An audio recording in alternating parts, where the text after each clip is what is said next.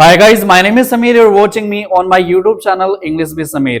So guys, आज के session में हम कुछ ऐसे सेंटेंसेस को गो थ्रू करेंगे, कुछ ऐसे सेंटेंसेस की प्रैक्टिस करेंगे जो अक्सर हम डे टू डे लाइफ में बोलते लिखते हैं। यानी कि आज जो हमारा डे 3 है स्पोकन का, आज इस वीडियो के एंड तक लर्न करेंगे किस तरह से हम हैव टू और हैज टू को यूज करते हैं। यानी कि जब भी हम किसी पर्सन की कंपल्शन को शो करना चाहें, उस पर्सन को मजबूरी में रह करके किसी काम को करना है। जब भी हम बोलना चाहें मुझे जाना है, हमें इस काम को करना है, सीता को खाना बनाना है, सो इन सेंटेंसेस के थ्रू हम किसी पर्सन की मजबूरी को शो करना चाहते हैं। सो इन सेंटेंसेस को किस तरह से हम इंग्लिश में ट्रांसलेट करें, आज हम इसको लर्न करेंगे। या फिर हम बोलना चाहें किसी पर्सन की कोई ऑब्लिगेशन है, कोई पर्सन किसी काम को करने के लिए ऑब्लाइज्ड है, सो उन सेंटेंसेस को हम किस तरह से इंग्लिश में ट्रांसलेट करेंगे। या फिर हम किसी पर्सन की नेसेसिटी को शो करना चाहें कि वो काम करना उसके लिए नेसेसरी है, इंपॉर्टेंट है।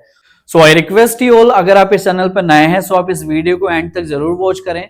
मैं आपसे ये नहीं कहूंगा कमेंट, लाइक, शेयर, सब्सक्राइब करें। अगर आपको ये वीडियो इंफॉर्मेटिव लगे, आपको अगर मेरे एफर्ट से कुछ सीखने को मिले, so at the end of this video आप कमेंट, लाइक, सब्सक्राइब कर सकते हैं, जिससे कि मुझे नेक्स्ट वीडियो बनाने में मोटिवेशन मिल सके। एंड अगर आप वर्किंग है, प्रोफेशनल्स हैं, या फिर आप हाउस वाइफ हैं, स्टूडेंट्स हैं, ये सब के लिए इंपॉर्टेंट वीडियो आज की। सो चलिए स्टार्ट करते हैं without wasting your precious time आज के सेशन को। सो गाइज, इस हैजअप के लेसन को हम यूज करते हैं जब भी कभी हम वर्तमान में, प्रेजेंट में, यानी कि अभी किसी ऐसी बात को बोलना चाहें जो हमारी मजबूरी शो करे या बाध्यता शो करे। यानी कि जब भी हम सेंटेंसेस में किसी नेसेसिटी को शो करना चाहें, या फिर ऑब्लिगेशन को शो करना चाहें, या कंपल्सन को शो करना चाहें, तो हम इस हैज टू और हैव टू लेसन को यूज करते हैं। यानी कि जिस भी हिंदी के वाक्य के अंत में पढ़ता है आए, पढ़ती है आए, या पढ़ते हैं आए, या फिर ना है आए, या फिर नी है आए, या नो है आए, आदि सब जब भी आए हिंदी के सेंटेंस के वाक्य के अंत में, सो हम इस have to has to lesson को यूज करेंगे।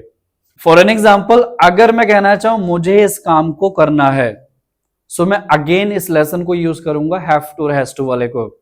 या फिर हम कहना चाहें हम लोगों को वहां पहुंचना है, सीता को इस काम को करना पड़ता है, या फिर उन लोगों को यहां आना है या आना पड़ता है।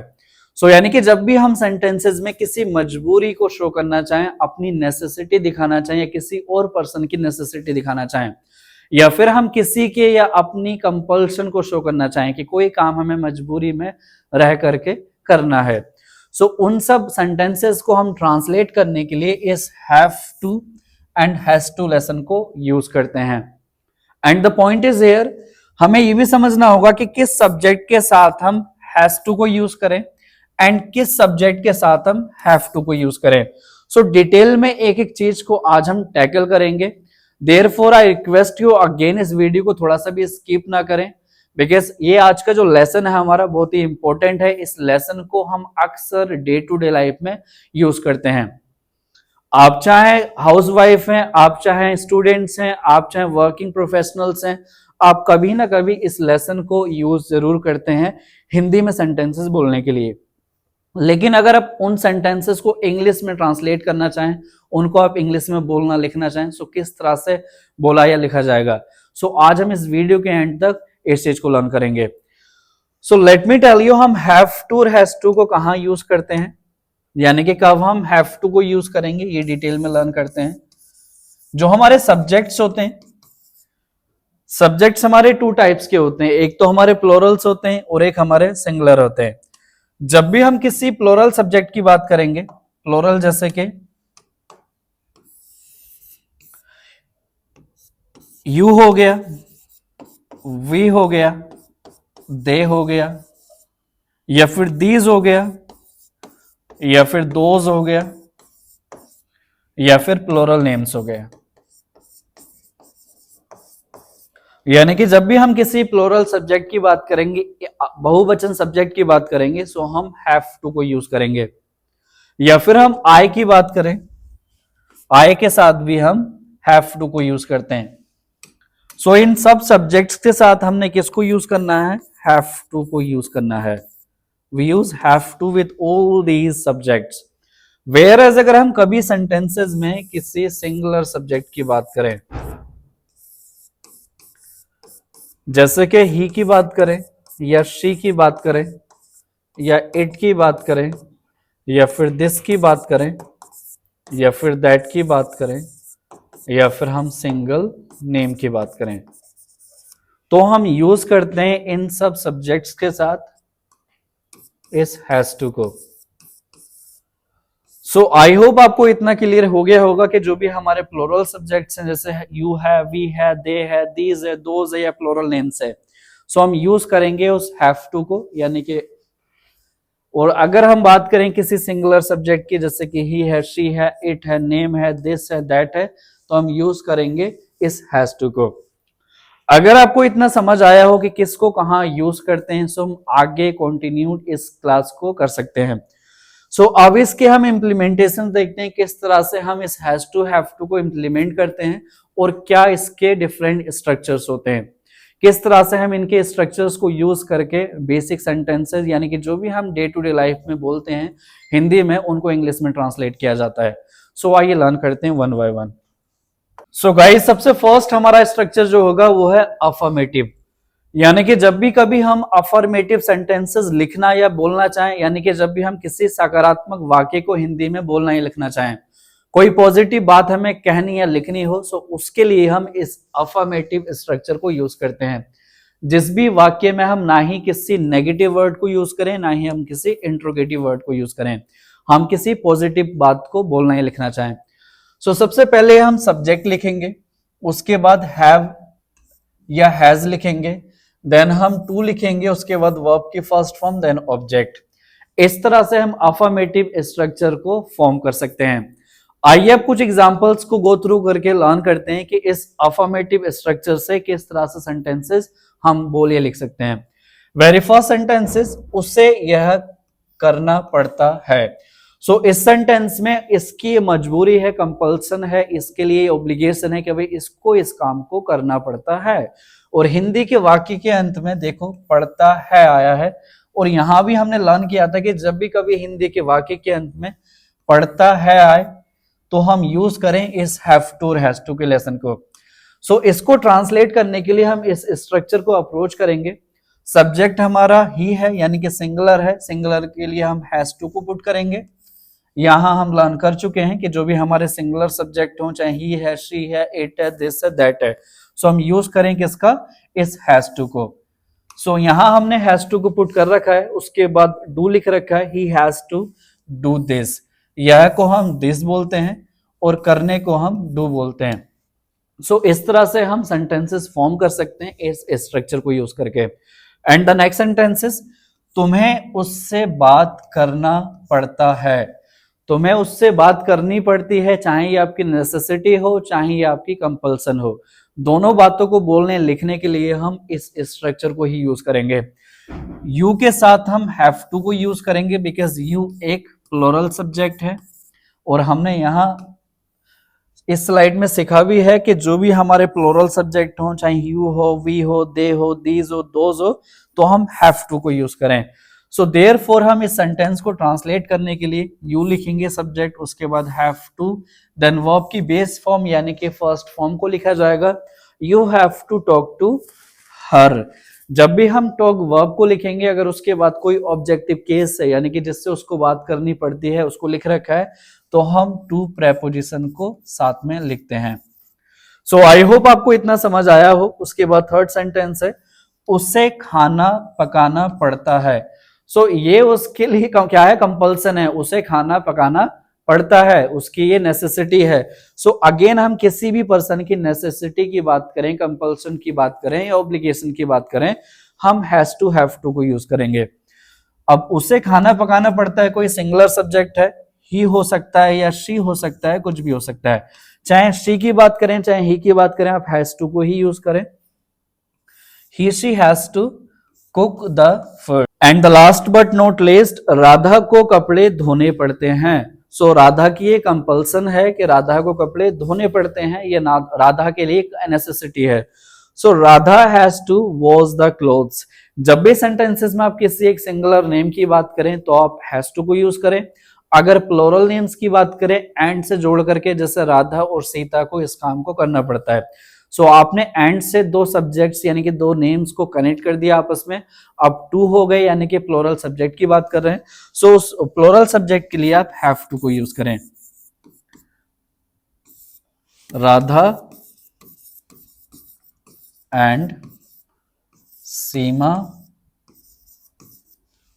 हैव टू वॉश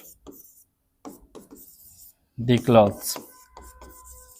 जब भी आप किसी एक नाम की बात करेंगे तो हैज टू का यूज करेंगे। जब भी आप प्लूरल नेम्स की बात करेंगे एंड से दो नेम को जोड़ करके तो हम हैव टू को यूज करेंगे। सो आई होप आपको समझ आ गया होगा किस तरह से हम साधारण सेंटेंसेस यानी कि अफर्मेटिव सेंटेंसेस को इंग्लिश में बोलिए लिख सकते हैं और उसका क्या स्ट्रक्चर होता है। अब हम लर्न करेंगे कि इस तरह से हम इसका नेगेटिव स्ट्रक्चर फॉर्म करते हैं। सो आइए लर्न करते हैं। सो जब भी हम नकारात्मक सेंटेंसेस बोलेंगे लिखेंगे यानी कि जब भी हम कहना चाहें मुझे इस काम को नहीं करना है, सीता को यहाँ नहीं आना है, हम लोगों को वहां नहीं जाना है, या फिर हम बोलना चाहें हम लोगों को इस काम को नहीं करना पड़ता है, मुझे सुबह जल्दी नहीं उठना पड़ता है, या फिर सरकार को इस काम को नहीं करना पड़ता है, यानी कि जब भी हम सेंटेंसेस में नहीं वर्ड को ऐड करें उसके लिए आप इस स्ट्रक्चर को यूज करें। पहले आप सब्जेक्ट लिखें, उसके बाद डू या डज लिखें, उसके बाद नोट लिखें, फिर हैव टू को लिखें, देन वर्ब की बेस फॉर्म, फिर object. And the point to be noted here, अगर आपका सब्जेक्ट यू है, वी है, दे है, या आई है, या दीज है, या दोज है, या प्लोरल नेम्स है, तो हम यूज करते हैं डू को। अगर इनमें से कोई भी आपका सब्जेक्ट है और उसका आप नेगेटिव स्ट्रक्चर बनाना चाहते हैं यानी कि नेगेटिव सेंटेंस बोलना चाहते हैं, सो आप यू के साथ, वी के साथ, दे के साथ, आई के साथ, दीज के साथ, दोज के साथ, प्लोरल नेम्स के साथ डू को यूज करें, उसके बाद नोट को यूज करें। और अगर आपका सब्जेक्ट ही है, शी है, इट है, दिस है, दैट है, या सिंगल नेम है, सो इन सब सब्जेक्ट्स के साथ यानी कि सिंगुलर सब्जेक्ट्स के साथ हम यूज करते हैं डज को। डज के बाद आप नोट लगाएं, और चाहे आप डज लिखें चाहे आप डू लिखें, यानी कि डू यूज करेंगे हम प्लूरल सब्जेक्ट और आई के साथ, डज का यूज करेंगे हम सिंगुलर सब्जेक्ट और सिंगल नेम के साथ। इन दोनों के बाद हम कभी भी हैज का यूज नहीं करते, हम हैव को ही यूज करते हैं। चाहे आप डज को यूज करें चाहे आप डू को यूज करें, उसके बाद हम हैव टू को ही यूज करेंगे, बिकॉज सिंगुलर सब्जेक्ट्स के साथ हमने ऑलरेडी डज को यूज कर रखा है, दोबारा हम हैज टू को यूज नहीं करेंगे। सो आई होप आपको इसका स्ट्रक्चर समझ आ गया होगा कि किस तरह से हम नेगेटिव स्ट्रक्चर को फॉर्म करते हैं। आइए अब कुछ एग्जांपल्स को गो थ्रू करते हैं। वेरी फर्स्ट एग्जांपल इज मुझे वहां नहीं जाना पड़ता है। सो मुझे वहां नहीं जाना पड़ता है, ये मेरी कंपल्सन नहीं है भाई, मुझे वहां नहीं जाना पड़ता है। सो आई लिखेंगे मुझे के लिए, आई के बाद डू आ जाएगा, बिकॉज यहां हमने मेंशन कर रखा है कि जब भी सेंटेंस में हम आई को यूज करें सो हम डू को यूज करें। आई डू नॉट, डू या डज हो उसके बाद नॉट यूज करें, आई डू नॉट उसके बाद have to go there, I do not have to go there. And the next sentence is उसे खाना नहीं पकाना पड़ता है। अब ये सब्जेक्ट हमारा सिंगुलर है, यहां हमने मेंशन कर रखा है जब भी हम ही की बात करें, शी की बात करें, इट की बात करें, जिस भी सिंगुलर सब्जेक्ट की बात करें उसके बाद हम डू ना यूज करके हम डज को यूज करें। He does not have to cook the food. So इस तरह से हम नेगेटिव स्ट्रक्चर को यूज करके किसी भी उस नेगेटिव बात को बोल सकते हैं या फिर उसको इंग्लिश में ट्रांसलेट कर सकते हैं। And the third sentence is हमें घर की सफाई नहीं करनी पड़ती है। सो हम के लिए हम वी को यूज करते हैं और वी के बाद डू यूज करेंगे। We do not have to clean the house. And the next sentences, तुम्हें पानी नहीं भरना पड़ता है, you do not have to fill up the water. And the last but not least, हमें दुकान नहीं खोलनी पड़ती है, we do not have to open the shop. So guys, I hope आपको यहां तक समझ आ गया होगा किस तरह से हम नेगेटिव और अफर्मेटिव सेंटेंसेस को फॉर्म करते हैं। सो आइए अब लर्न करते हैं इसका इंट्रोगेटिव स्ट्रक्चर क्या होता है, किस तरह से उसको फॉर्म किया जाता है। सो गाइज, इंट्रोगेटिव स्ट्रक्चर वो स्ट्रक्चर होता है जब हम किसी पर्सन से कोई क्वेश्चन करते हैं, यानी कि जब भी हम प्रश्नवाचक सेंटेंसेस को बोलते हैं, लिखते हैं, उसके लिए हम इस इंट्रोगेटिव स्ट्रक्चर को यूज करते हैं। सबसे पहले हम हेल्पिंग वर्ब लिखते हैं, यानी कि जो भी सेंटेंस है, जो भी आपका स्ट्रक्चर है, उसकी हेल्पिंग वर्ब को आप पहले लिखें। उसके बाद सेकंड नंबर पे आप सब्जेक्ट पुट करें, थर्ड नंबर पे आप इस लेसन को यूज करें, हैव टू। उसके बाद वर्ब की बेस फॉर्म, देन ऑब्जेक्ट, फिर लास्ट में आप क्वेश्चन मार्क पुट करें। यानी कि जब भी हम इंट्रोगेटिव सेंटेंसेस को फॉर्म करेंगे, तो सबसे पहले हम हेल्पिंग वर्ब यूज करते हैं जो भी सेंटेंस की है, उसके बाद सब्जेक्ट लिखेंगे, उसके बाद हैव टू, उसके बाद वर्ब की base form, then object. Interrogative sentences से हम किसी से क्वेश्चन करते हैं और ये सेंटेंस आपके क्या से शुरू होते हैं, और इसका आंसर जो होगा आपको या तो यस में मिलेगा या तो नो में मिलेगा। जिस भी सेंटेंस से आपको यस या नो में आंसर मिले और जिस सेंटेंस की हिंदी की स्टार्टिंग क्या से हो, सो उसके लिए आप इस स्ट्रक्चर को यूज करें और इजिली आप सेंटेंसेस को बोलिए लिख सकते हैं। सो आइए कुछ एग्जांपल के थ्रू इसको लर्न करते हैं। वेरी फर्स्ट एग्जांपल इज, क्या आपके बच्चों को कमाना पड़ता है। सो ये क्वेश्चन करा जा रहा है गाइस, क्या आपके बच्चों को कमाना पड़ता है। सो इसका आंसर जो भी होगा वो यस या नो में होगा, बट आज जो हम लर्न करेंगे इसका ट्रांसलेशन लर्न करेंगे। क्या आपके बच्चों को कमाना पड़ता है। सो बच्चों को मतलब हम एक से ज्यादा बच्चों की बात कर रहे हैं, देयरफॉर हम डू को यूज करेंगे। Do your sons have to earn money. And the next sentence is, क्या आपको चित्र बनाना पड़ता है। Do you have to draw the picture. The add कर दें the picture. And the next sentence is, क्या उसे खाना लाना पड़ता है। Does he have to bring the food. And the next one is, क्या मुझे किताब लिखनी पड़ती है। Do I have to write the book.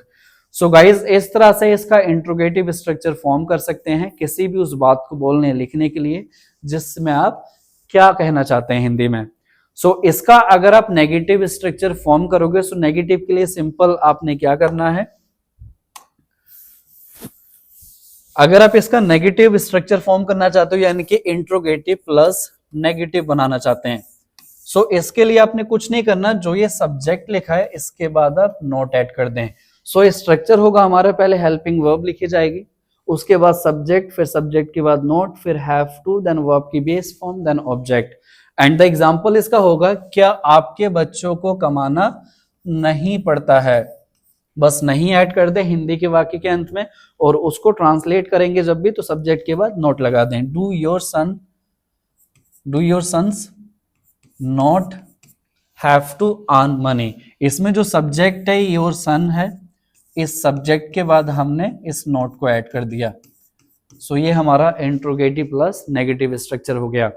And the next sentence is, क्या आपको चित्र नहीं बनाना पड़ता है। डू यू नॉट, यू के बाद जो यू आपका सब्जेक्ट है उसके बाद नोट ऐड कर दें। Do you not have to draw the picture. So इस तरह से आप इंट्रोगेटिव प्लस नेगेटिव स्ट्रक्चर बनाओ या बोल सकते हैं। सो गाइज, अब हम लर्न करेंगे इसका WH स्ट्रक्चर किस तरह से फॉर्म किया जाता है, किस तरह से हम WH स्ट्रक्चर को फॉर्म करके क्वेश्चंस कर सकते हैं। सो आइए लर्न करते हैं। सो गाइज, WH स्ट्रक्चर को फॉर्म करने के लिए सिंपली हम सबसे पहले WH वर्ड्स लिखते हैं, यानी कि जो भी वर्ड आपका या तो W से स्टार्ट हो या तो H से स्टार्ट हो, उसको हम WH वर्ड्स बोलते हैं। कुछ लोग WH फैमिली भी बोलते हैं, जो कि टोटली इनकरेक्ट है। WH फैमिली नाम के इंग्लिश में कोई वर्ड्स नहीं होते, या तो आप इसको WH वर्ड्स बोलें या तो आप इसको WH कैटेगरी बोलें। फैमिली बोलना इज इनकरेक्ट। सो क्या वो WH वर्ड्स होते हैं जिनके थ्रू हम इसके स्ट्रक्चर को बना सकते हैं और सेंटेंसेस लिख सकते हैं, यानी कि जो भी आपका वर्ड या तो W से स्टार्ट हो, जैसे कि when, व्हेन आपका W से स्टार्ट हो रहा है, या फिर वेयर, या फिर व्हाट हो, या फिर हु, या फिर एच से स्टार्ट हो, हाउ। यानी कि जो भी वर्ड आपका W या H से स्टार्ट हो उसको हम WH वर्ड बोलते हैं, WH कैटेगरी बोलते हैं।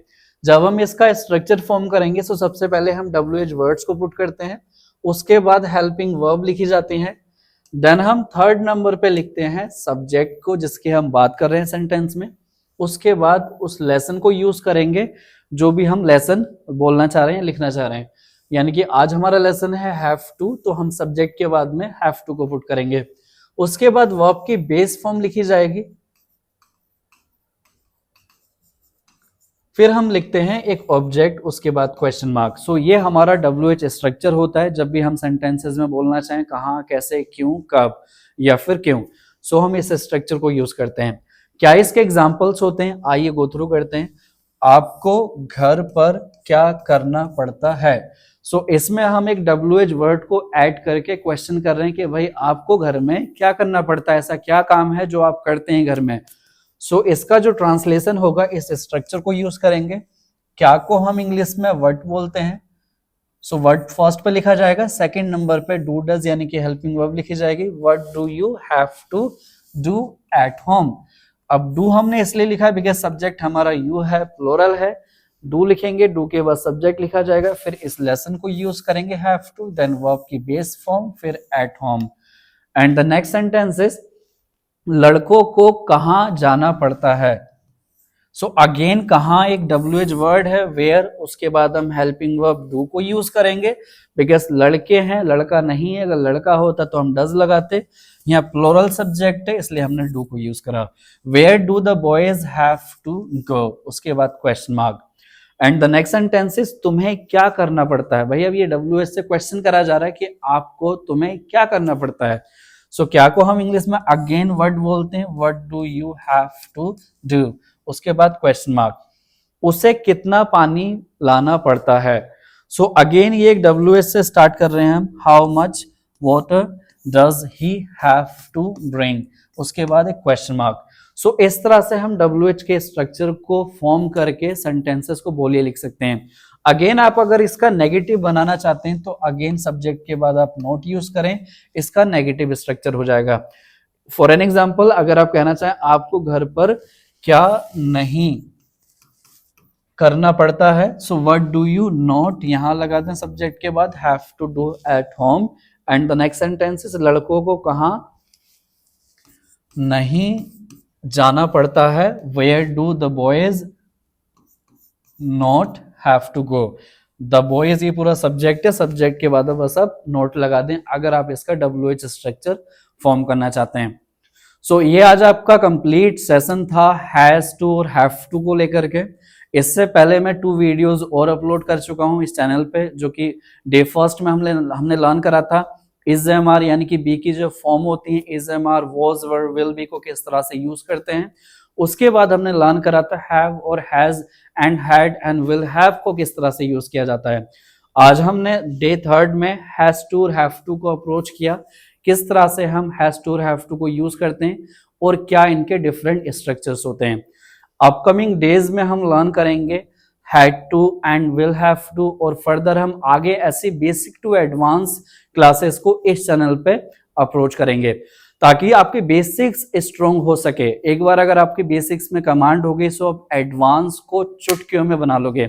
और अगर आप इस चैनल पर नए हैं सो प्लीज सब्सक्राइब कर दें और बेल आइकन को प्रेस कर दें ताकि फ्यूचर की अपडेट सबसे पहले आप तक पहुंच सके। और इस वीडियो को अपने फ्रेंड्स में ज्यादा से ज्यादा शेयर करें ताकि उनको भी इसकी डेप्थ में नॉलेज मिल सके। And thanks for watching, see you again, stay happy healthy, bye, take care.